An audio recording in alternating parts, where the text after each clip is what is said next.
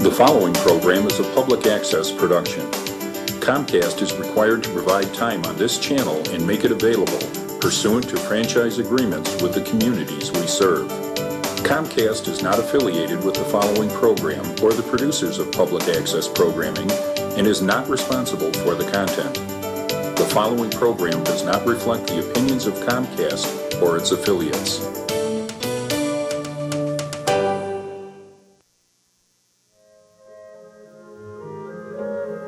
InnerQuest explores various pathways through which you can connect with the infinite wisdom of the universe and apply it to personal, professional, and spiritual growth. This program, featuring accomplished practitioners, educators, and authors, is provided by Infinity Foundation, an innovative center for holistic studies and research. We invite you to share this journey with us.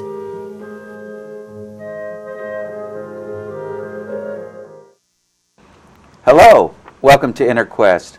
My name is Jay Stone, your host for today, and our guest is Laurie Garber Amram. Did I pronounce it? Thank you. Okay, well, welcome, and let me tell the audience a little bit about you. Laurie is a licensed clinical social worker and has 25 years of experience. Laurie went to school at Northwestern and University of Chicago. She is married and the mother of 3 sons. Mm-hmm. And before the show, we talked a little bit about your education. Can you elaborate more about your degree from Northwestern and University of Chicago? Sure. Well, first of all, thank you for having me. Oh, you're welcome. I started at Northwestern. I entered with hoping to become an elementary school teacher. And after the first year, I decided that that wasn't for me. After I went back to visit my old elementary school, I just thought I can't do this. So I switched majors to communication studies. I double minored in sociology and psychology. Loved studying communication and the whole process of what communication is. Mm-hmm. And then when it was senior year and I was interviewing for jobs, I was interviewing for like management positions in retail companies or corporations. And I thought, well, this isn't for me either. So actually there was almost 10 years between when I graduated from Northwestern and when I started University of Chicago. Now, I don't know your age, but were you in college during those turbulent years? In the 60s? Yeah, 60s, early 70s? I was in college from 71 to 75. Well, the war was still going in 71, wasn't it? It was winding down. It was winding down because I remember the 60s were very intense. Yeah. Yeah. Civil rights, too, going on. Yes. Yeah. And, of course, great need for communication then and great need for communication today. Yeah. I don't know if this is true, but I've heard University of Chicago's social work program is more for management rather than clinical, or... Well, there's both. They have actually a strong policy component. Okay. So if someone's interested in policy, they can pursue it at University of Chicago. But they also have a very strong clinical program, and that's where I was in the clinical program. Okay. And so what led you to go from communication to social work to becoming a psychotherapist? Well, a lot happened in between. Mm-hmm. When I finished college, I just decided that I really didn't know what I wanted to do. I knew it wasn't business. So I decided, I actually went to a seminar at the Student Center. It was a one-day, one-afternoon seminar. And one of the questions that the presenter asked was, if you could do anything without really, judging, if you could do anything, what would you do?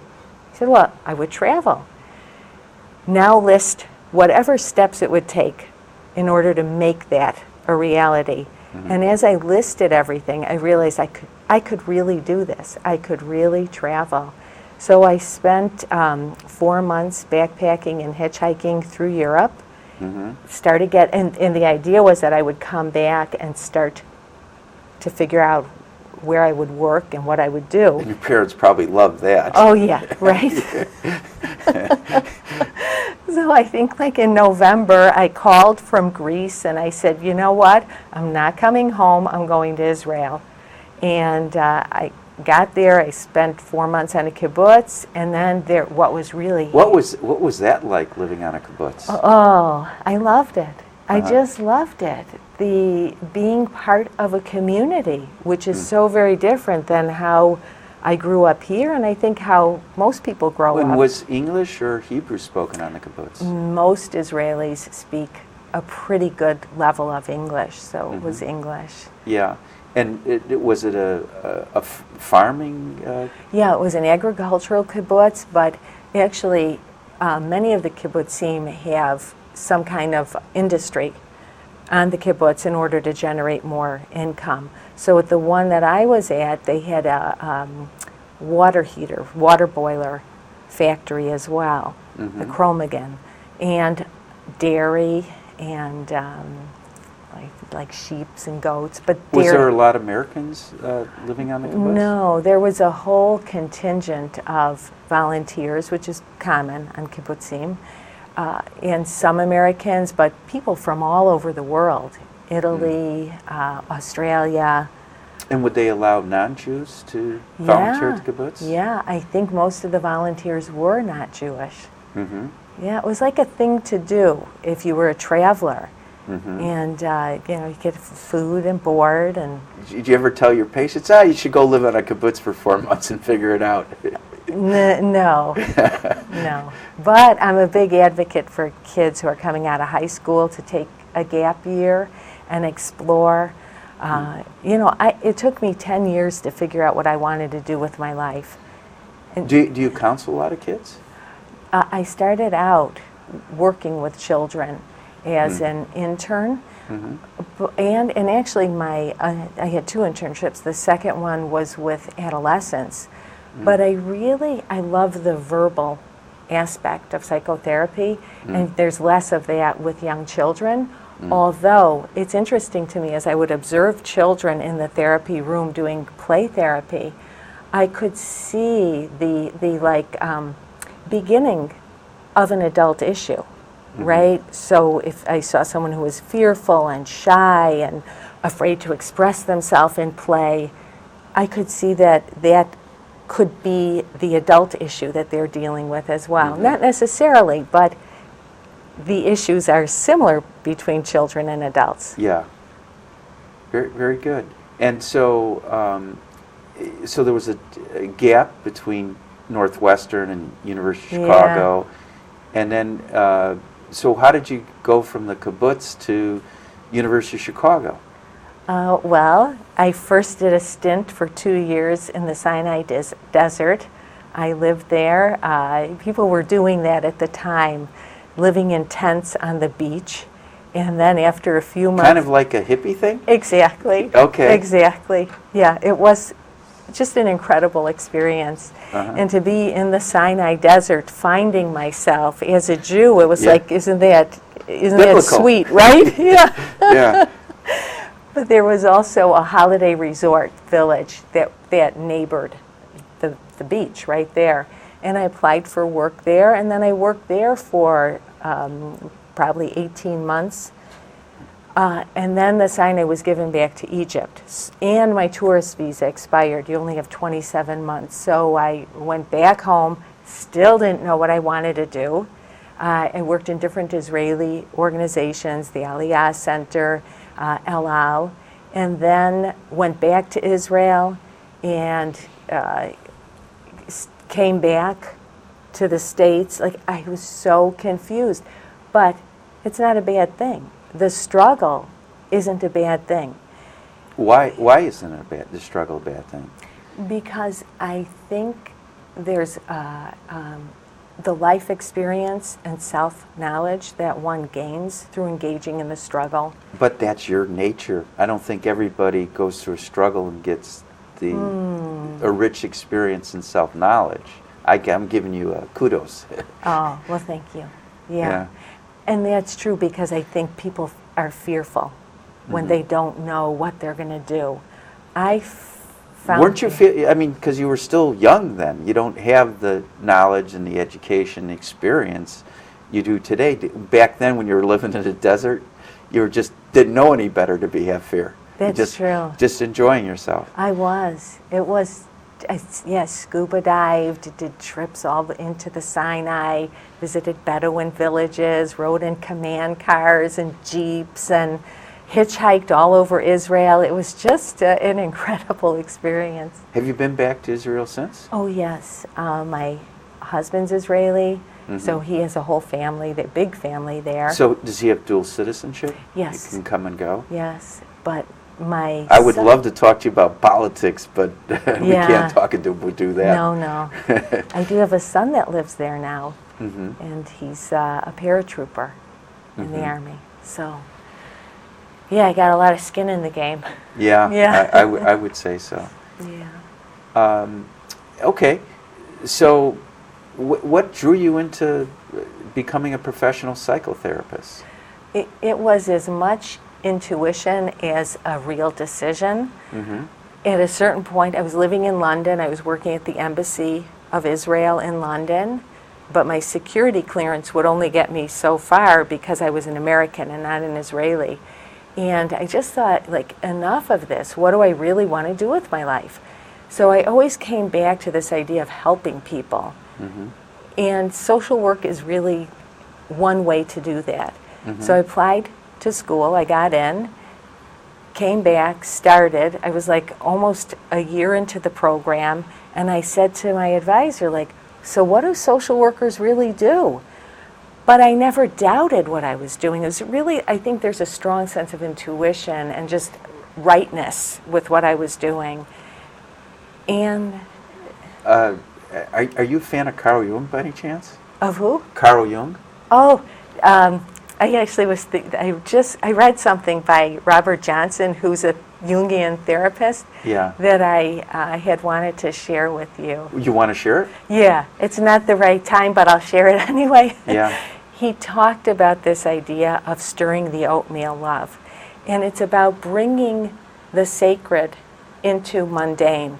Because when I was raising children, there was so much drudgery. So much, endless laundry and cooking and cleaning and organizing the kids. It felt like life was drudgery. And I thought, like, where's the joy in this? Isn't this supposed to be, like, joyful? Yeah. And I happened to read this little excerpt from him, from the Jungian therapist, Robert A. Johnson. He does a lot of work with shadow as well. And he talked about this idea of stirring the oatmeal. And what stirring the oatmeal is, it's our interconnectedness in our day-to-day lives. And that in stirring the oatmeal and preparing a meal for someone, this is really an act of love. And to understand this drudgery in that way opened me to a completely different experience of parenting, and I think it really impacted my life moving forward. Yeah. Well, yesterday I had a conversation with a friend who works at a school district and took a job doing janitorial work while the spring break was happening. And he says, well, I'm cleaning toilets now. And I told him how in monasteries, the higher the monk is, the more menial or degrading the task. So the highest monks got to clean the toilets. Humility. Yeah. It teaches humility. Yeah, without a doubt. Right? Yeah.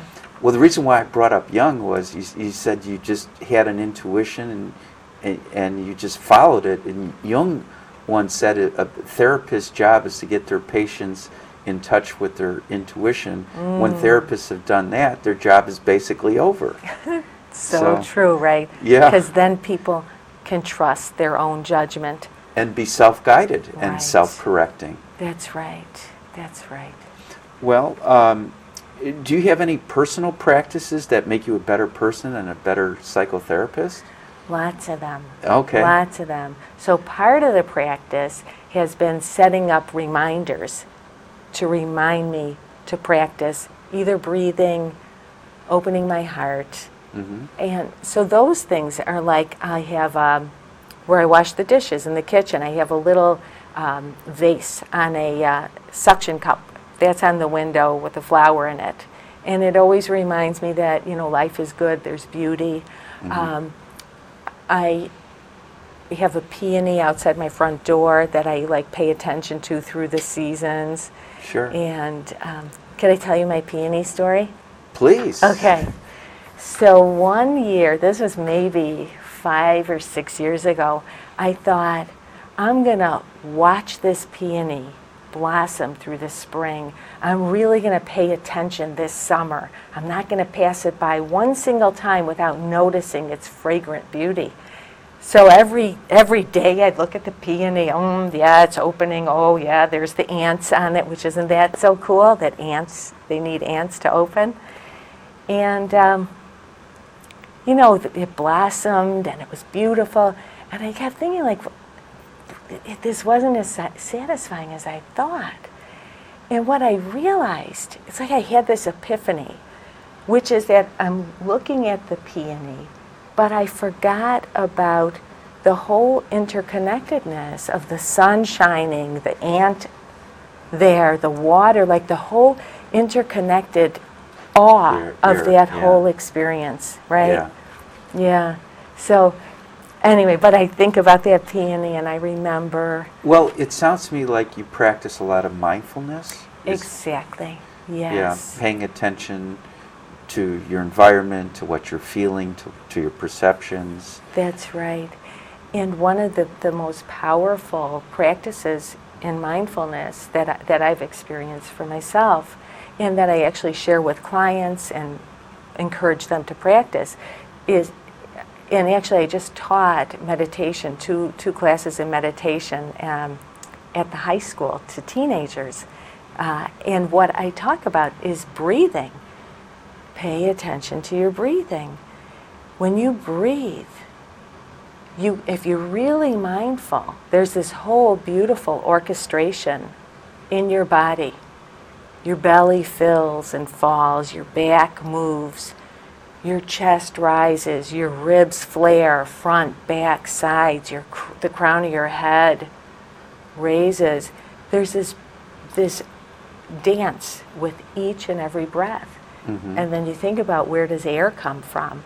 You think about trees and photosynthesis and sun and rain. Because of the conservation laws, we're still breathing the same air today that, Moses was breathing during biblical times. So it's our connection. It's an interconnection to the past, present, to life.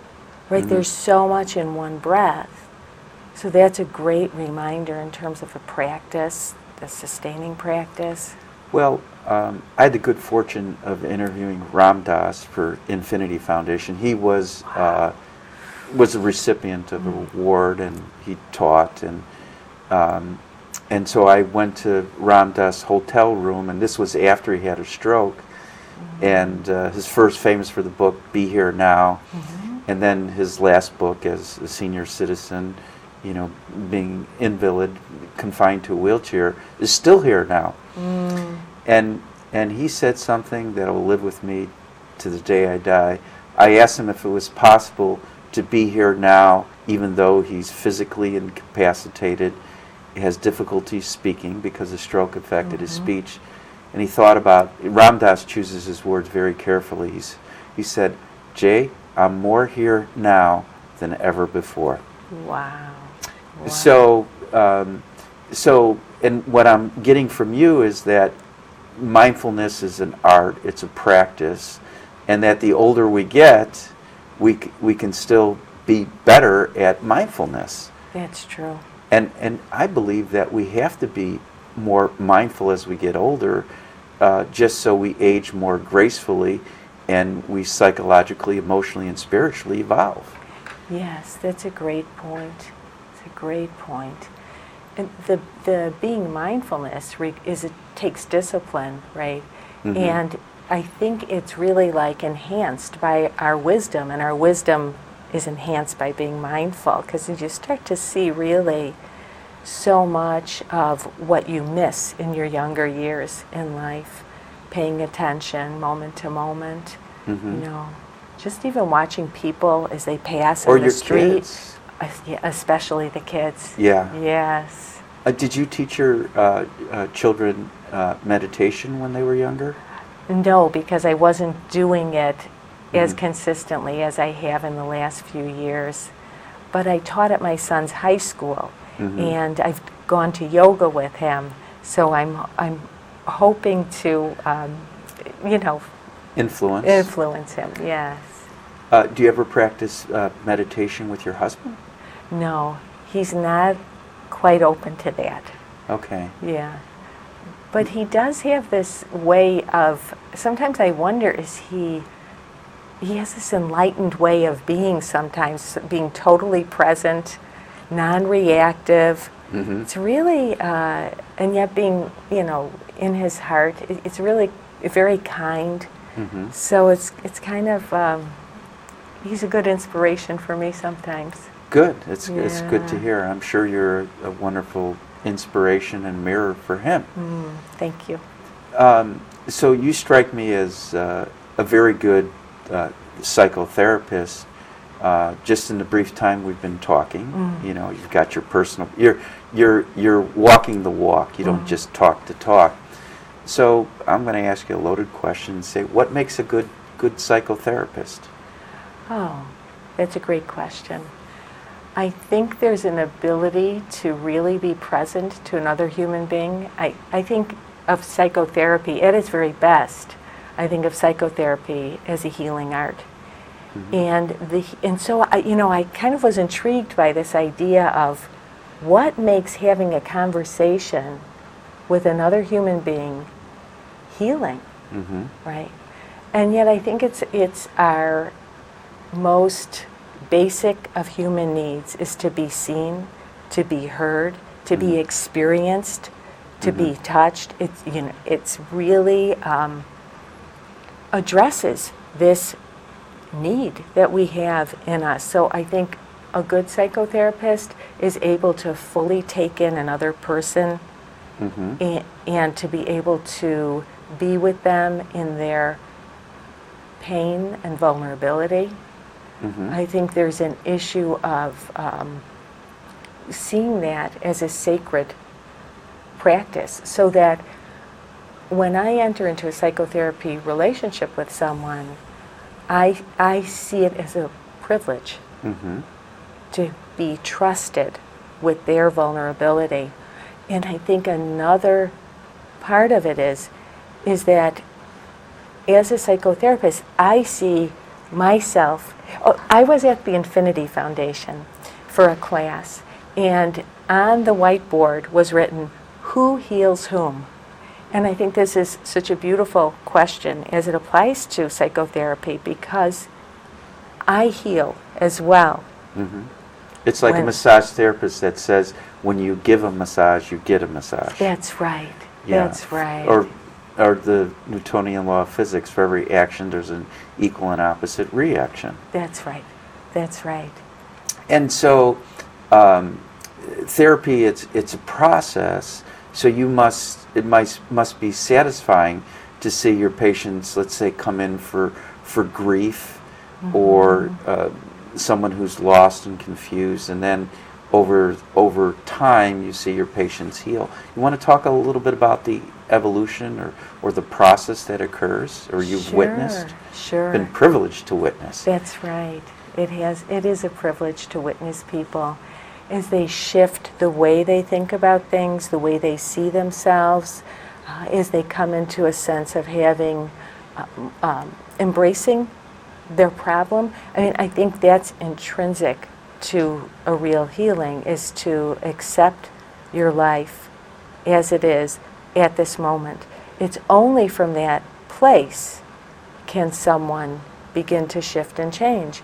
And so, to me, that's almost mindfulness, because instead of wanting something different or wanting somebody to be different or situation, you're just embracing wherever the person is at. So much of the work is about getting the person to embrace where they're at and catch this curveball that life's thrown them. It could be illness, it could be, issues with a spouse, relationship. Work problems. Right. Right. So this is what you're dealing with right now. And it's a challenge because we don't have the skills to deal with it.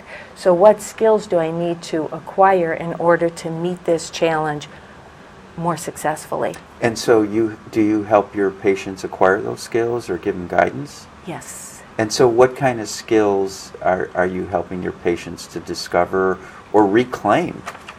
A lot, it's about seeing what's in it for them in terms of what the challenge is. Where is the blessing in this challenge? What does it encourage them, inspire them, enable them to do in their own lives? Where can they grow from this challenge instead of feeling like a victim or disempowered that this thing is happening to them? Where can they grow? Where can they open and expand to meet this challenge more successfully? Now, do you work more with women or men? I work with both. I enjoy working with both. Each presents a different way.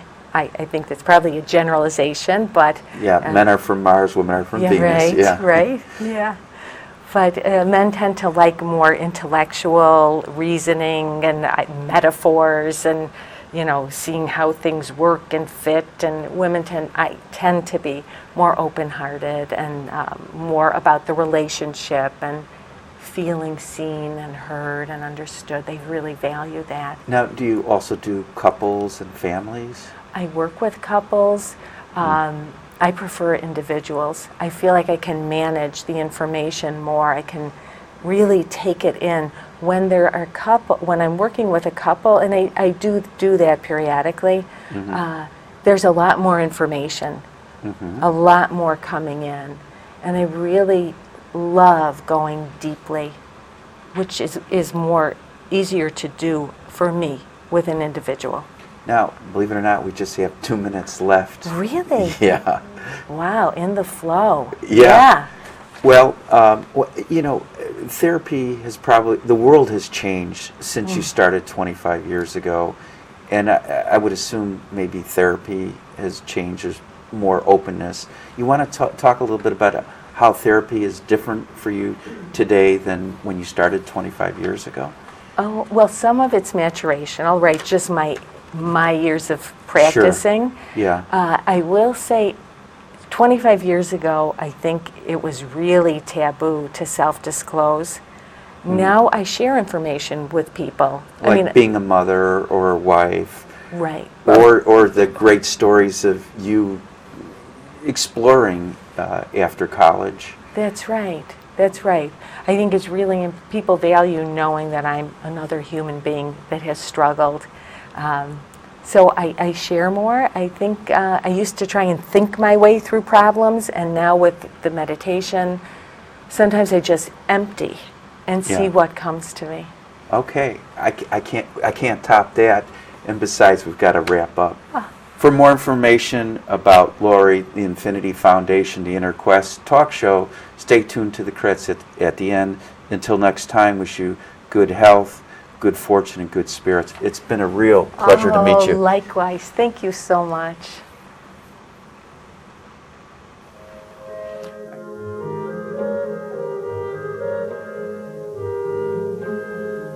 For more information about this show, our guests, Infinity Foundation, or any of our other programs, please visit our website, infinityfoundation.org, or call us at 847-831-8828.